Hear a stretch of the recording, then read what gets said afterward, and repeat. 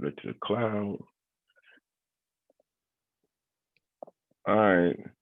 Good evening. Or actually, great thing about technology might be good morning. Some of you watching, but good morning to the Phoenix Rising community, and welcome to the Phoenix Rising Business Spotlight. Today we have Johnny Johnson from out of, I believe they call it the Second City out there. Is that what they call y'all? Uh, They call it some everything, man. but I think one of the more original, with Second City when Chicago exploded back in the day, and so I'll hmm stay with that. I'll stay with that. I'll stay with the more positive, um, because great Chicago's a great city. Been out there. I'm so happy to have Johnny on today. Again, as you all know, in the Phoenix Rising community, we're about informing, educating, and inspiring. And I think that Johnny's going to do that for us today. I'll start with the first question. I always start with Johnny. Tell us a little bit about you. Well, first and foremost, I thank you for inviting me on this particular show and to be able to inspire and educate and put people in a position to gain further information that they may not readily have or readily access is a great thing, and it's a great tool, and it's a great platform all the way around. So I do appreciate you having me on tonight. But a little bit about my background. Originally from Chicago, Illinois, born and raised. Raised by a single mother, even though my dad was in my life, not as much as I would have liked him to be. But I have two older sisters. Even though we are, several years apart, I'm my mother's only child. So I do know what they say about the only child syndrome. I don't think I suffer from it, but the teach is on with that. But went to I'd say one of the most prevalent high schools in Chicago, which is called Chicago Vocational. It used to be called Chicago Vocational High School. Now it's currently called Chicago Vocational Career Academy. So, some of our former alumni would be Bernie Mac, the famous comedian and actor, God rest his soul. Jawan Howard, who is currently the head coach at University of Michigan, played in the NBA for a number of years. Marvin Freeman, former baseball player, used to play on the Atlanta Braves. Dick Butkus, early, 50s or so, was a high school graduate of Chicago Vocational. And so many other people that may not be famous, in general sense, but they're famous for whatever that they do for a living. So a lot of successful people have come out of Chicago Vocational, and I'm nowhere near where I'm going to be, but I'm far from where I came from, if that makes sense. So after graduated from high school in Chicago Vocational, I attended Shaw University, which is actually the oldest HBCU in the South, which is located in Raleigh, North Carolina. And they actually just celebrated 155 years on December the 1st. So it was founded December 1st, 1865. And very, very great experience that I went to Shaw. I always told myself I would go away for college. I actually went to Shaw after coming out of CVS, or Chicago Vocational, if you will, because I wanted to be a baseball player. I played baseball since the age of 5. I played basketball and football as well, but not to the level where I played baseball. And one of my good friends that I played Little League baseball with, we were playing them my senior year in high school, and his dad was a Chicago police officer on his regular shift, but he also was a part-time security guard at my high school that I attended. And we were playing, my good friend, his name is Brandon, and we were playing at their school in April of 2001. And before the game, we see people that we know, we talk, kind of like in warm-ups, etc. And so I say, Brandon, what college are you going to? Because at this point, we're both seniors getting ready to graduate in June of 2001. And he said, I'm going to a school called Shaw University. It's in Raleigh, North Carolina. And I was like, I ain't never heard of that. Now, at this point, I had filled out maybe 15, 20 different applications, paid for them out of my pocket at the time, because the Common App and these different apps that they utilize in modern technology and modern times now wasn't really available back in 2001 when I was graduating from high school. So I was like, well, okay, you going there, you on a full baseball scholarship. He's like, yeah, you probably can come there and probably walk on the team because I know your skill set. I'll talk to the coach and see what's going on. So he did that. I got the application, filled it out, boom. Got accepted in about 3 weeks later. And because that was the first school to accept me at that time, I was like, well, I'm going to go there because why they accepted me. And I would have already had a roommate in Brandon, the gentleman I was just alluding to. So fast forward, I graduated in June of 2001 from Chicago Vocational, go to Shaw University in August of 2001. And, it was definitely an experience because I had never been away from home for a long period of time, i.e. going to college. So it was all new to me, but I've You always been, you stayed in one of those two high rises? yeah, absolutely. Absolutely. I think all HBCUs on some level kind of mirror each other to a certain extent, depending on where they are located, etc. So I got there, made some good friends, met some people that I had didn't, obviously didn't know before, and also saw some old friends that I played little league baseball with, etc. And I started my journey of life, if you will. So going to Shaw was definitely an experience because coming from Chicago, a very, very urban, multicultural, multi-populated, in the millions of people, and then going to a city like Raleigh, which is slightly less populated, not necessarily the same, culture or same demographic of people, but at the end of the day, it's about what you make it. And that's in any form of life, whether you're going to college, whether you're starting a new job, you're relocating, because you got married, etc. You have to know how to adapt to your surroundings. So I've always been like that my entire life. So thus I adapted. So fast forward, I'm at Shaw and me and the coach are talking and I basically tried out for the team. I actually made the team, but at the same token, the coach didn't want to provide me with any partial scholarship money or any walk-on money, etc. And I had to earn it.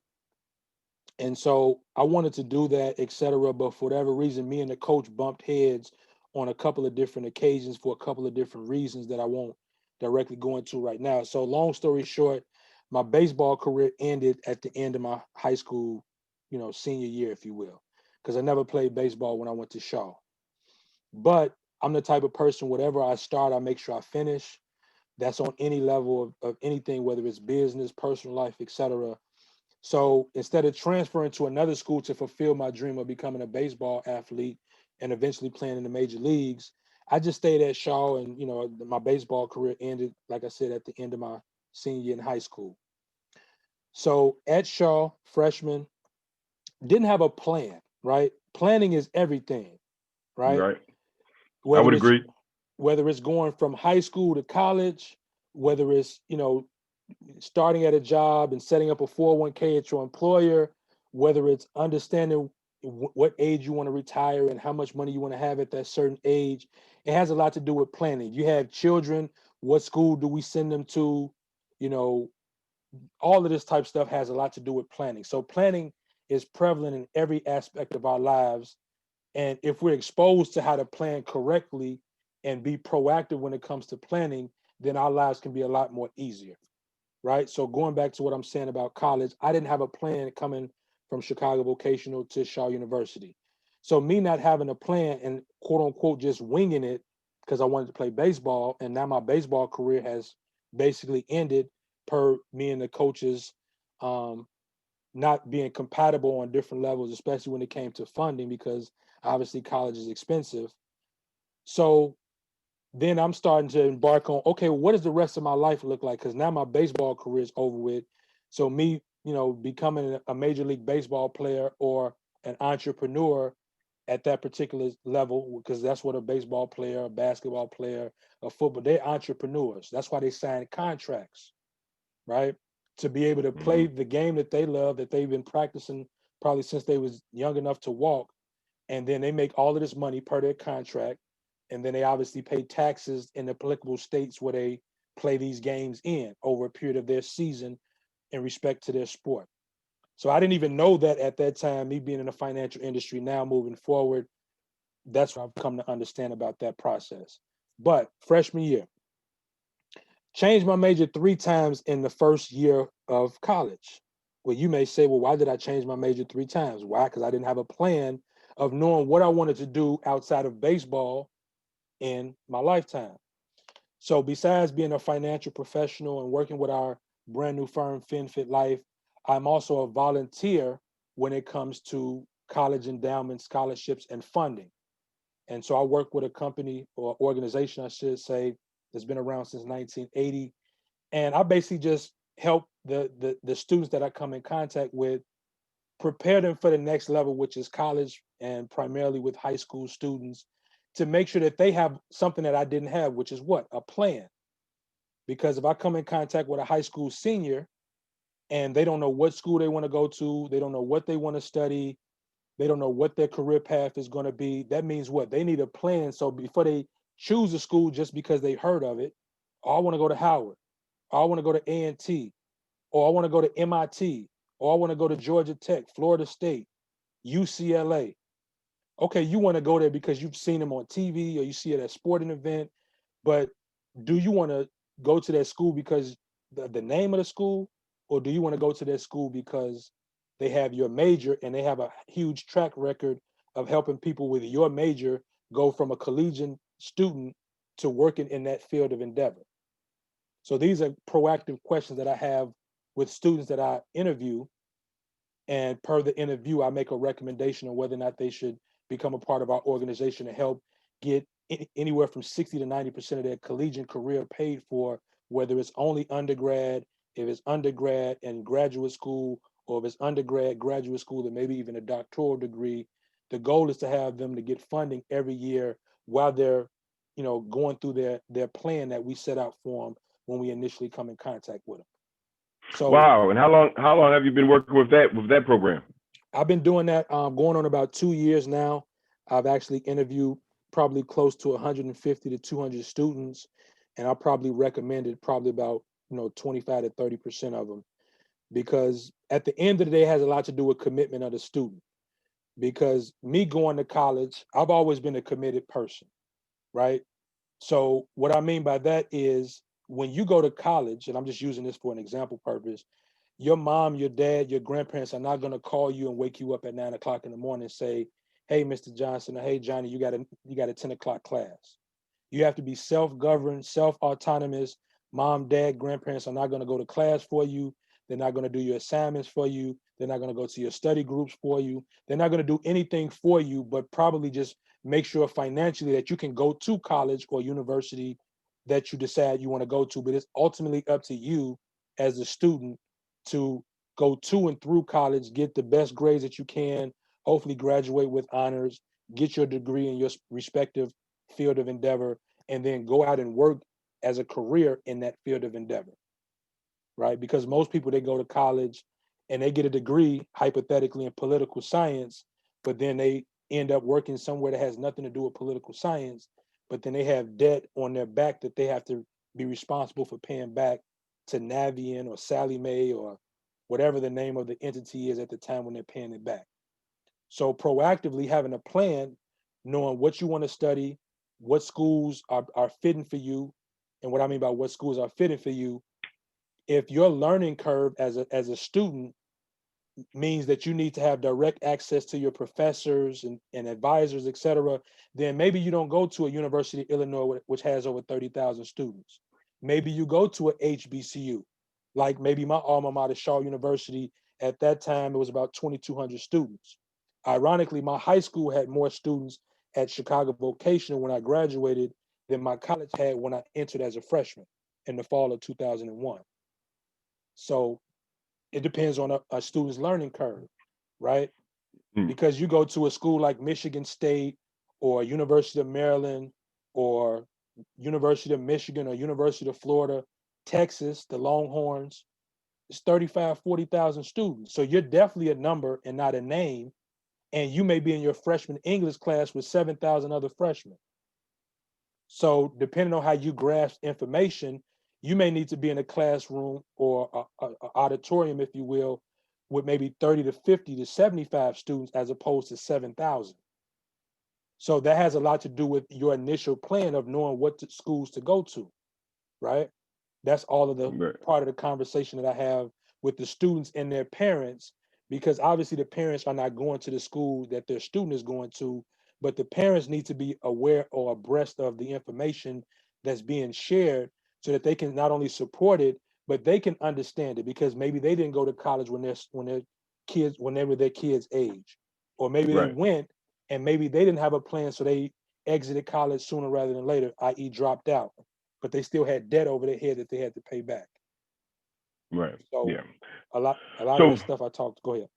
but I know. So fast forward. I've heard of Shaw.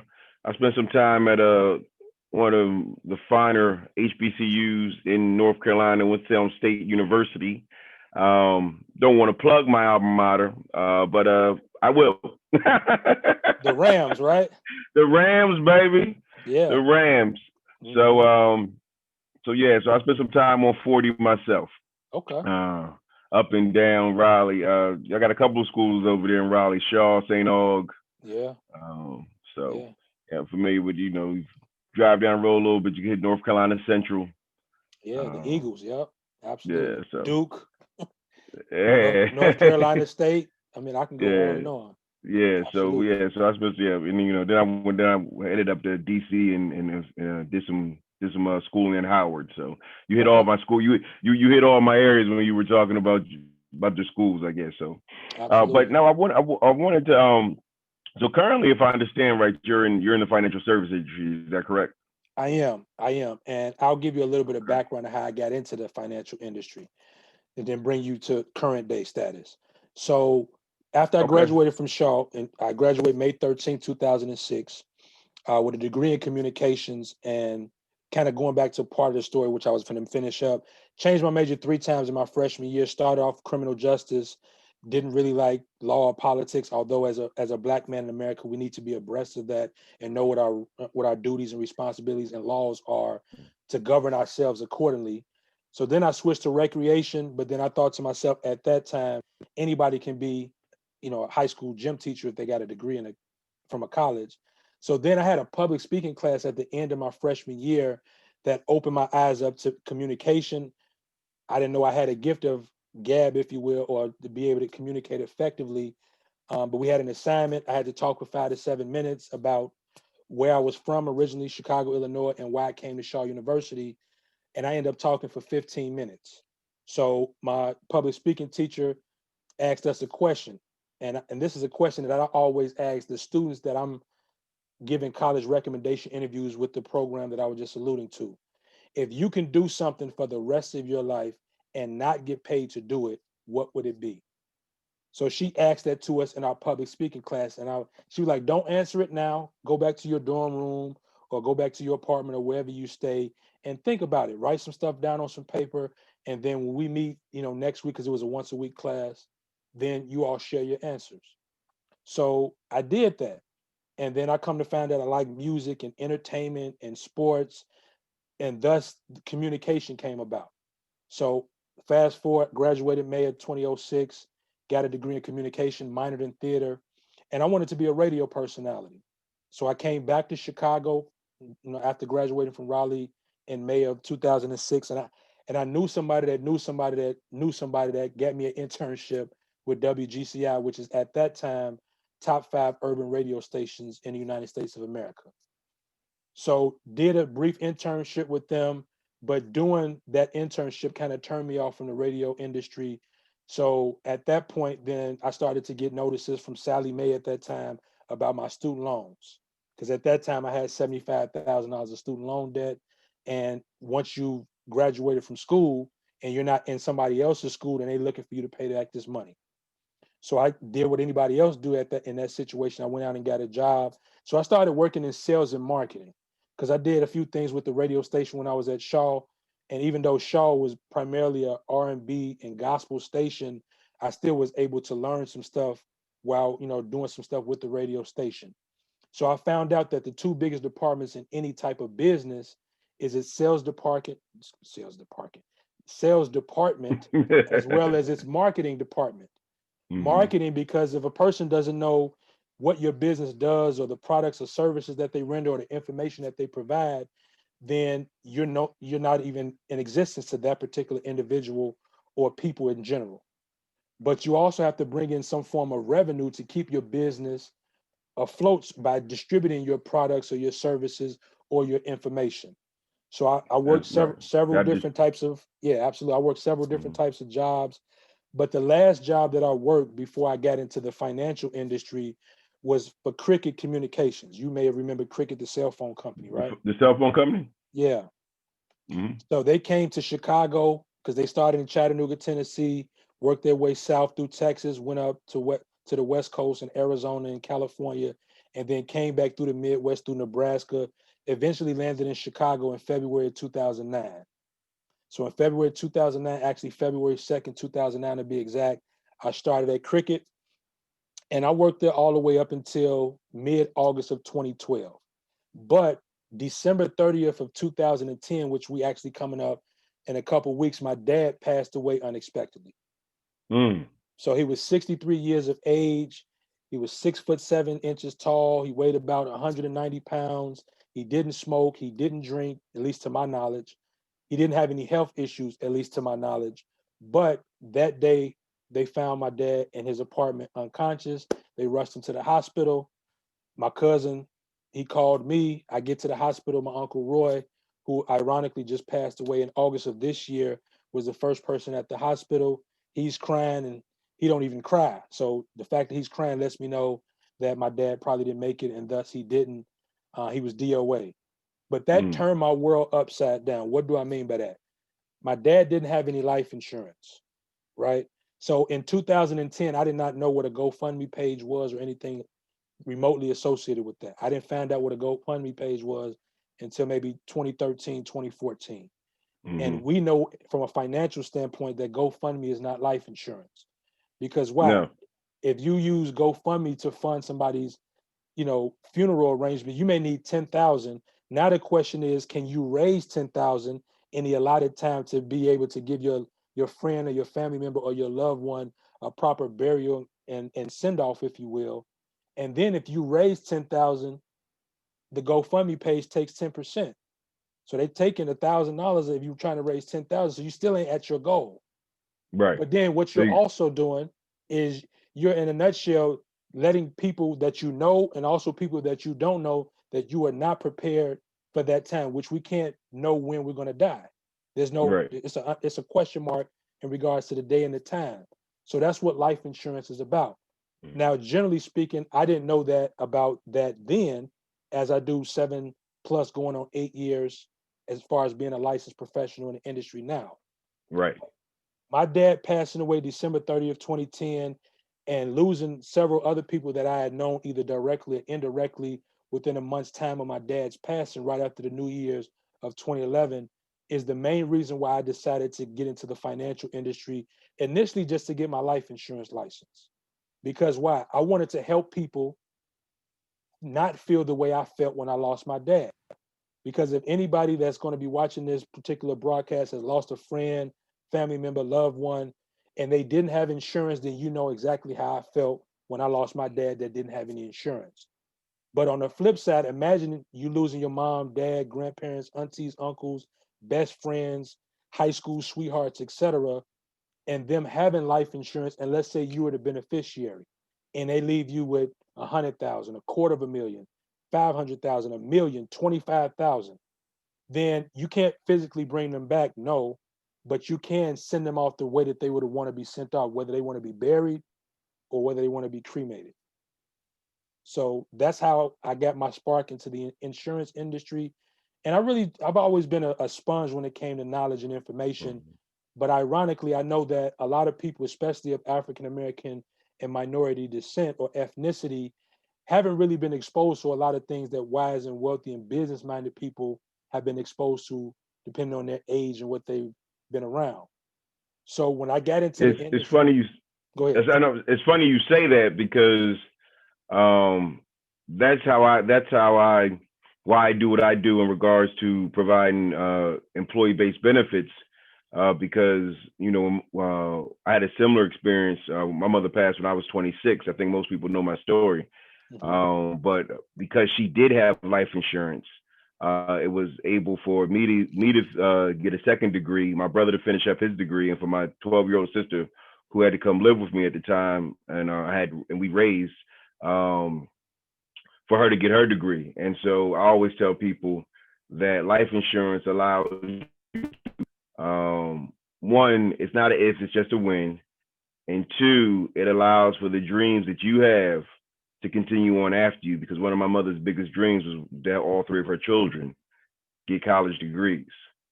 And because she was, and again, the same thing like your dad, it happened suddenly. Yeah. It wasn't expected. My mother was 47 years old when she died, so Wow. it wasn't.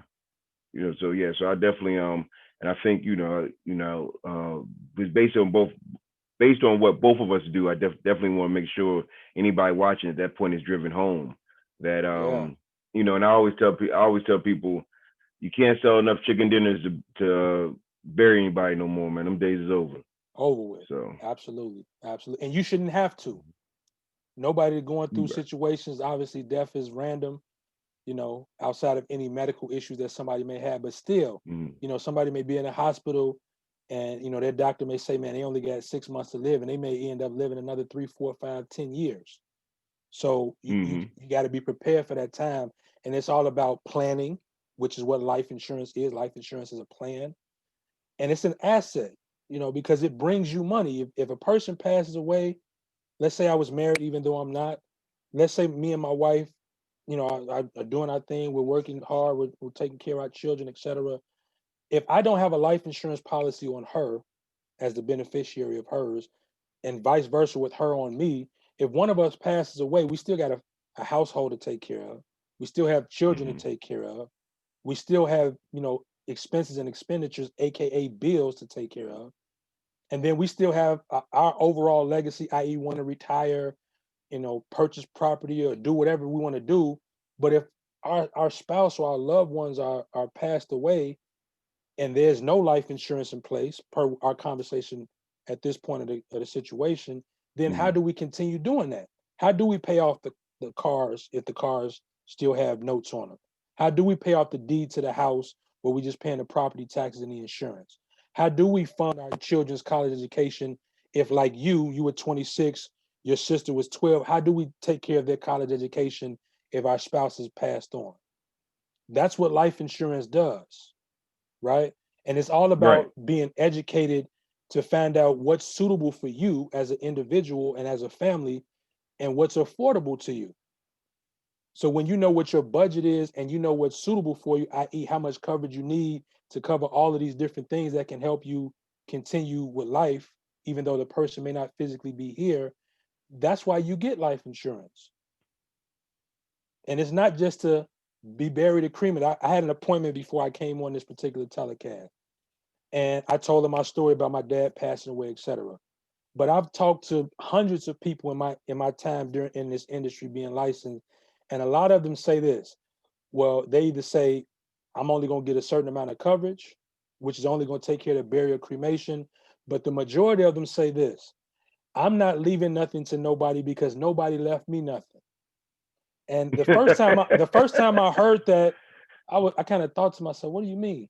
And then I heard it several different times after that. And over a period of time, I come to think that's a mentality, right? mm, Because if your mentality is saying, I'm not leaving, let's take me for example. I got a 12-year-old son. So I just told you my story about my dad. My dad didn't leave me anything. So if right. my mentality was I'm not leaving nothing to my son because my dad didn't leave anything to me, then how does that make me look as his father? So if anything, I want my son to be way better than me at his age. That's just what it is. Yeah, But it's all about how right. you view it and your mentality. Right. Yeah. I mean, and like that's what we're here for because, like I said, inform, educate, and inspire.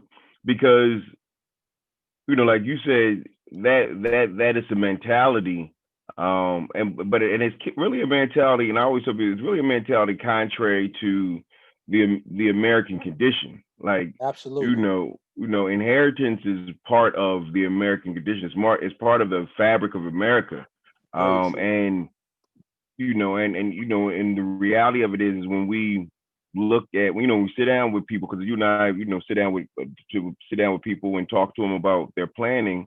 As you said, one of the things is that, I always tell people, your kids shouldn't have to start from zero just because you did. Exactly. And so it's good. I'm a firm believer in hard work. I'm a firm believer in overcoming struggles. But I sit down with clients too, and I'm like, let them be different struggles. Like they can overcome different problems than you have. Let the money not be the Very, issue. very so true. Very true. so Very yeah, true. let's fast forward just a little bit.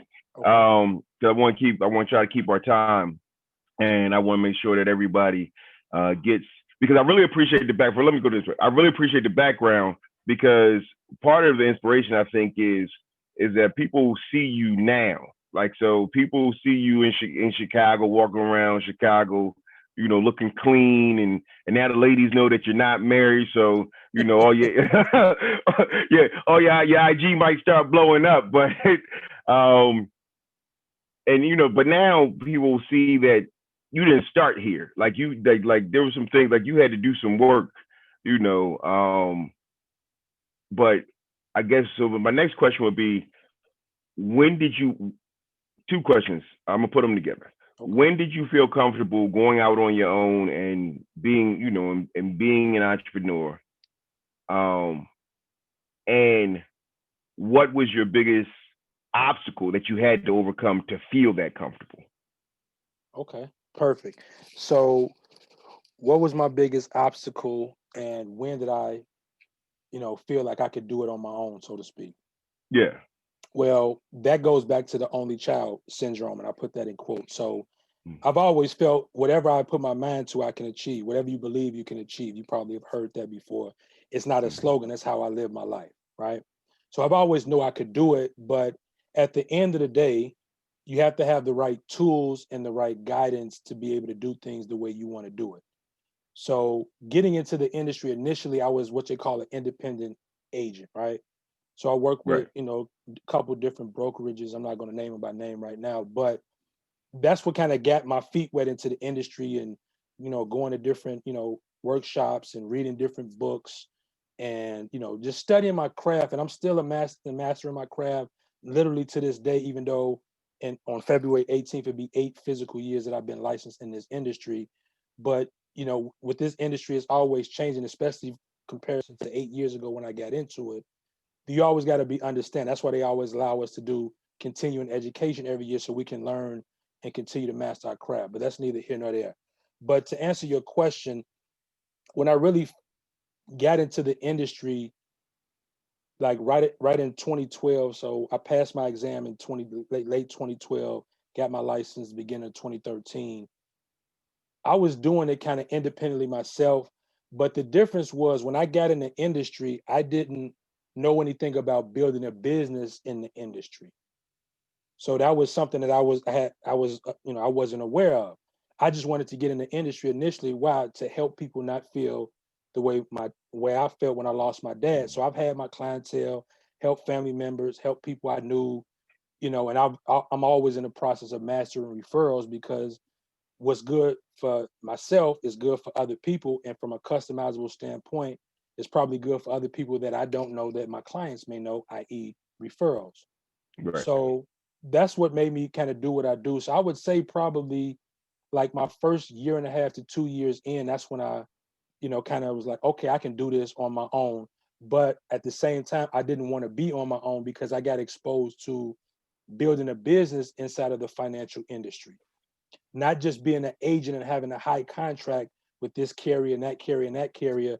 Because guess what? If that's the case, if I got 10 carriers that I'm contracted with and I sit down with a client, obviously this is pre-COVID, then I can assess their situation, and then based on their suitability and affordability, I can, okay, well, you should go with this type of product with this carrier because it does X, Y, and Z, A, B, and C, give them features and benefits.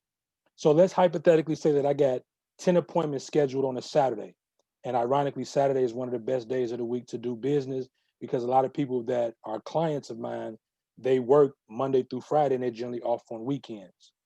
So let's hypothetically say I got 10 clients or 10 scheduled appointments on a Saturday. If it's just me and something happens with my son, or I get sick or under the weather, or something happened with my mom, or just something happened in general, if I can't stay on my commitment with these appointments, then do I make any money? No. That's me as an independent person. And that's a lot of people in this industry.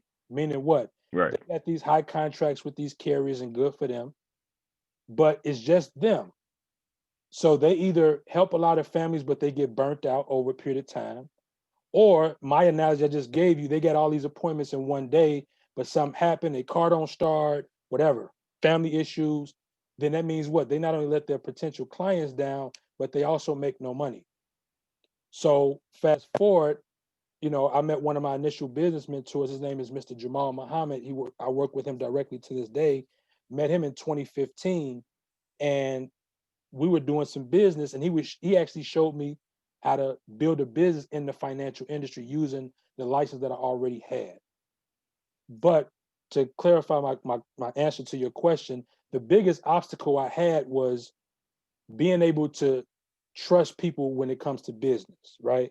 Knowing Okay. exactly who to trust, because that's a huge part in business. When you're trying to have a partnership with other people, you got to vet them, you got to ask them questions, you got to understand, are they at your level or above you? And I prefer for people to be above me, because that means what? I can learn from them, right? I've always been like that. This has always been my motto. There's three people that should always be in your life. And I'm speaking from a male perspective. So I know you may have ladies that watch this, but from a male perspective, a man should always have a mentor or somebody older than him that can kind of teach him the rules of the road or help him avoid the pitfalls. There should be somebody your age or in your same demographic, or somebody that you can go through the battles of life with, right? Same age, same trajectory of life. And then there should be somebody that you should be mentoring the same way your mentor is mentoring you. So that's three different people that you should always have in your life as a man. Once again, this is my opinion. I'm not saying everybody should do this, but this is how I move and how I do what I do. So my biggest obstacle was making sure that I can trust people that I'm in business with, because when money is involved, trust has to be at an all-time high. So when I met Mr. Muhammad here in Chicago at the end of June of 2015, he already had a license. He had a Series 6 6326, had been in business for some years, built business with other different businesses, sold businesses to, online and stuff like that. So his background spoke for himself, but he was just authentic. He said, Johnny, you need a mentor. Now, I ain't made $1 million like on an annual basis. He's made over $1 million in his career, but he don't make $1 million a year. So he let me know that in the door. But he said I average about, in a nice six-figure range. I just put it to you like that. And Okay. he said, at this point in your career, at this point from 2013 to 2015, he said, are you making six figures? And I said, no, not yet, but that's one of my goals. So he said, look, if you partner with me, I'm going to give you everything that I know. Because why? My goal was to make six figures. He told me his track record, and he told me I can at least show you how to make the money I make. And he said, only thing I'm going to do is help you, show you how to build a business inside of the financial industry with your license that you already got. And I'm going to show you how to bring more of your leadership out that you already have inside of you. I said, okay, you got a deal. And since then, I've been working with this gentleman, and he's been showing me a lot of stuff in the business and outside of the business to help me run a productive business. And fast forward today, that's what I'm doing right now and how I'm doing it. Right. So I always ask everybody this. I think we already got this from you, but I got to at least ask the question so I have it on video. Okay. But I think anybody who's watching. But what is your? We're gonna go back. I mean, I think I know what the answer is. But what is your why? Like, what gets you up in the morning to go out and get 10 appointments and to sit down with people and try to provide retirement plan, the best financial plans for them? My biggest motivator besides, God the creator is my family, my son primarily, right? My son and my mom, right? Because I'm the only child. So my mom is Mm, still living by the grace of God. And I want to be able for her to really enjoy her retirement. So, it's only so much money that you get when you have certain things in place already. So me being in a position to make money, can say, hey, mom, here's $1,000, go buy yourself something nice without it having to be her birthday or a holiday or something like that. But because I've been able to help people by just sharing information with them. And when I share certain information with people and we meet in an agreeable mutual way and we do business, I make money and then I can be able to provide that to my for my mom. For my son, primarily so he can have a better life than I had when I was his age. So when he gets to age 18, he's going to have options because most people go to college, and it's kind of sad bars, but not really. Most students come out of high school and go to college because their mom, their dad, their grandparents, or their guardians tell them that's where they got to go. But now the question is, that goes back to that planning word, what's your plan, right? Because if you don't want to go to college, you got to have a plan to do something. Do I go to the military? Do I go to a trade school, which is a form of college, but not directly? Do I, or do I just go and start working, right? Because they always say college is for everybody. It depends on what you want to do in life, right? And when I have these college recommendation interviews, and I always ask them, what do you want your career to be? If I found out that their career is not something that college, you know, involves, so to speak, then I ask them, well, hey, do you know that you don't have to go to college to, get this career off the ground or do this career, so to speak? You may just have to go to a trade school and get a certification. That means what? You don't have to put yourself in debt, but you can still accomplish your goal and your dream. Am I pro college? Absolutely, because I'm a college graduate. But I'm pro whatever a person wants to do in their life, which has a lot to do with their plan, right? So Right. once again, it's all about planning. So back to your question, my why, my mom, my son, and primarily I'm a community person, right? Obviously, I'm a brother of Alpha Phi Alpha Fraternity Incorporated. We just celebrated 114 years as a national or as a worldwide organization, I should say. And it's part of our motto, manly deeds, scholarship, and love for all mankind. That's what we're Love all about. mankind. Absolutely. So Mm. I want for my brother or sister what I want for myself. So this is something that I say to my clients every time I talk to them. I am a client and a customer when I'm not in the seat that I sit in talking to you. And a lot of them be like, what do you mean? I said, well, I always put myself in my client's shoes. So if I'm sitting across the table with me or in current times via Zoom, what information would I want to be shared? What knowledge would I want to be taught or shared with, if you will? That's what I share with my clients because once again, I'm somebody's client and somebody's customer when I'm not, in a financial professional or wearing my financial professional hat, so to speak. Right. So those are my whys because if I don't give somebody the information, they're gonna get it from somebody else. But now the question is, when they get it from somebody else, they're not gonna be able to deliver the message like myself, Mm. right? Because information is everything as long as you proactively do something with it. Because you've Right. heard the term knowledge is power, right? Yeah, I've heard. Yeah, But we've heard that term. but at the end of the day, if I got all this knowledge or you have all this knowledge and we never share with anybody, then what kind of power do we have? So it's the application or the utilization of the knowledge that's actually the power. And at the end of the day, it's just one of God's gifts that He's provided to me to be able to share information with people, whether they're younger than me, my age, older than me, and be able to deliver the message that their ears can understand, their eyes can see, where we can not only do business, but they can understand what it is that they're doing business for and about. And those are my So, driving force. Those are my whys. I got a couple more questions. Well, actually, we got a little bit more time, but did you stated the name of your business, right? Let's make sure I get that on video Absolutely. on. Yeah, absolutely. So the name of the firm that I work with now is called Fin Fit Life, right? It's an amazing story of how the company happened, but just for time's sake, the company got started in January of this year, January 2020. So we're an 11 plus month old company, and our motto was health, wealth, and the time to enjoy it. So being in the financial industry up until the end of April of this year, because I came to this particular firm in May of this year, May 1st, I started with Fin Fit Life. But yes, I like helping people. I like providing financial education, information, and the products and services that support it. But even though I have a health license, I don't really utilize it a lot unless it's, Medicare enrollment time or something to that effect. So I was actually mentally looking like, man, if I ever came across an opportunity where I can combine health and wealth simultaneously, then I'm gonna definitely take a strong look, and 9 times out of 10 do that.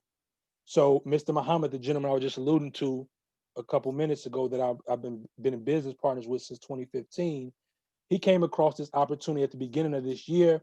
He told me about it in April. Thus, I came aboard in May of this year. And what we do at FinFit Life is we help our clients become financially fit. That's the wealth part.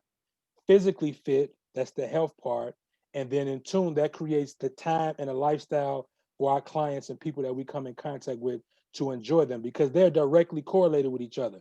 You can have as much money as you want to, but if your health is not right, all your money is going to go to pay for your health. Ironically, you could be the healthiest person in America, but if you live in paycheck to paycheck, or your business is just breaking even, then that means you need some financial education and some financial help while improving your health. So when you Mhm. combine both of those, thus you got a lifestyle that you can live, and time that you can spend with more with your family, because now you know your money is right, or at least it's in vehicles where it's growing to the point where you need it to grow. You're protected against the loss of life, which is called life insurance. Money is growing in vehicles called an IUL, which stands for Index Universal Life. And you and that you'll become your own bank, right? 7, 8 years ago, I knew nothing about an IUL or what it does or how you can use it. Right. Now, fast forward, I just had an appointment with a client, with a husband and wife, and I'm, doing some business with them. He was like, well, man, I ain't never heard of an IUL before. Well, most people haven't, unless you put yourself in the arena to be able to grasp that information, which are readily available, to bring him to his attention. So now he was like, okay, I want one of them. So we're meeting again next Sunday to do, his paperwork for him and his wife's IUL to help supplement their retirement from a tax deferred growth of the money and a tax free, use of the money in their retirement. Yeah. So that's what So we do. how can people in Chicago get in touch with you? And I'm gathering worldwide, because if they're looking to for your services, I guess you're a Zoom call away, right? Absolutely. They could be in their house robe at the house, and hey, we just having a conversation. I'm not I'm in a non-judgment zone.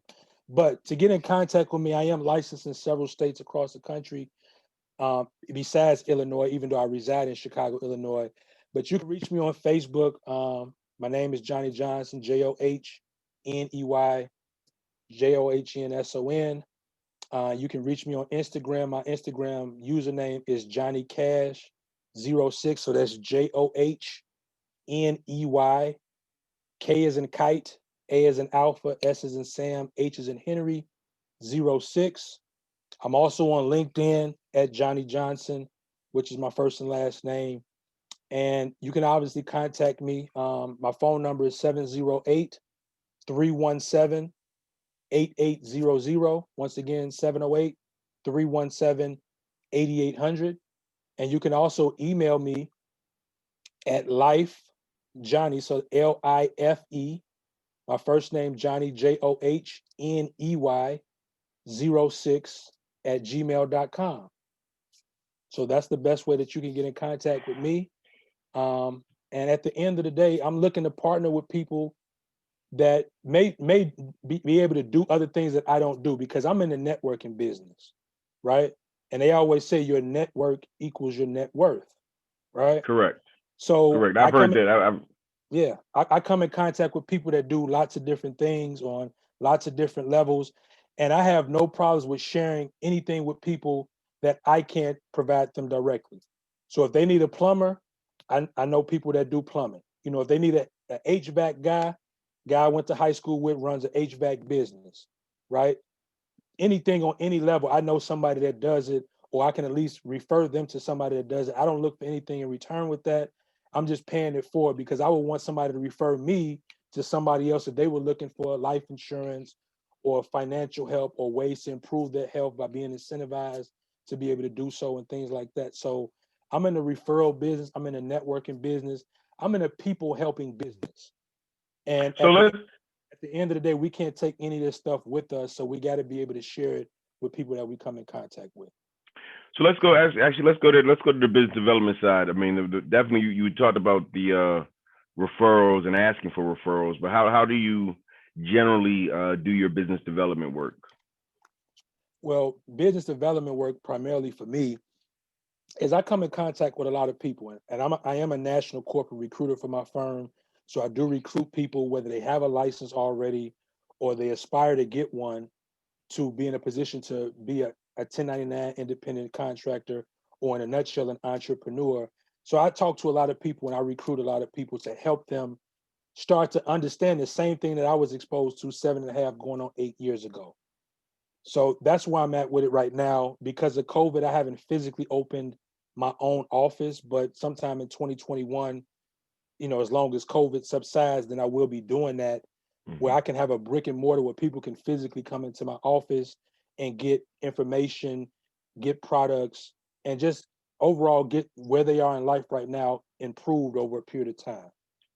So that's kind of what my scenario looks like. Okay, well, it's definitely exciting, and like I said, your story is definitely, if you're not inspired by your story, then you're going to be somebody hard to inspire. So I definitely want to thank you for taking the time, and again, Phoenix Rising, spotlight on business. We're about informing, inspiring, and educating, and Absolutely. inspiring, educating, and informing. So we want to do it all, because say I have a similar passion for the youth that you have, Absolutely.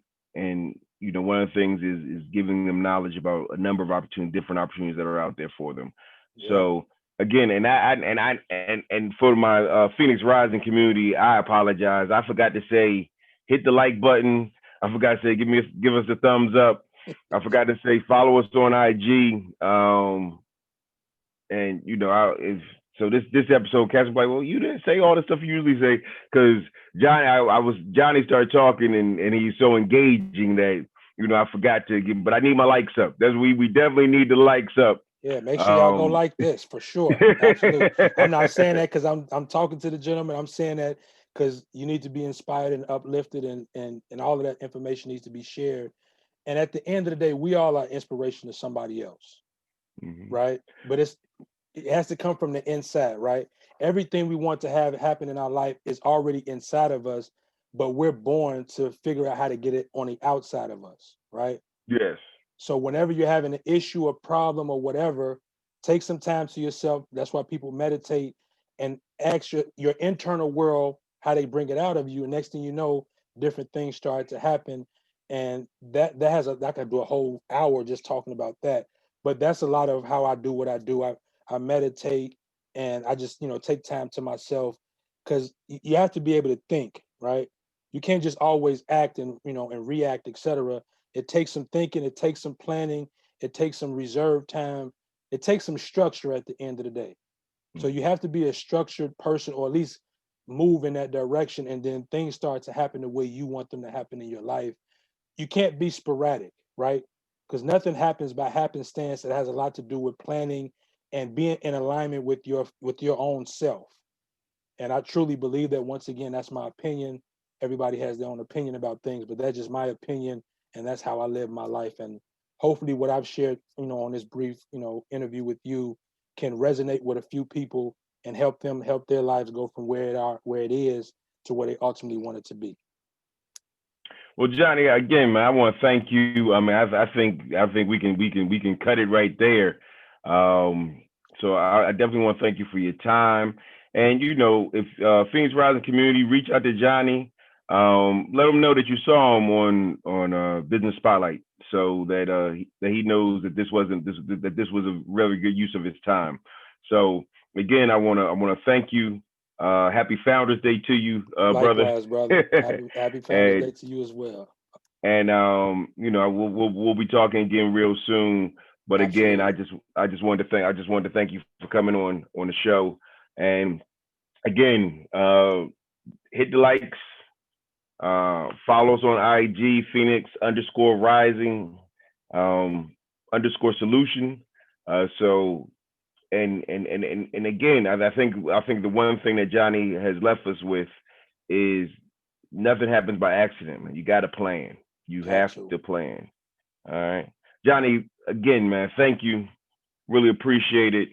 Um, Thank you as well for allowing me to, share my story, share my testimonial, share my experience, because life is one big experience. So it's all about how you view it and what you do with the time that we're given.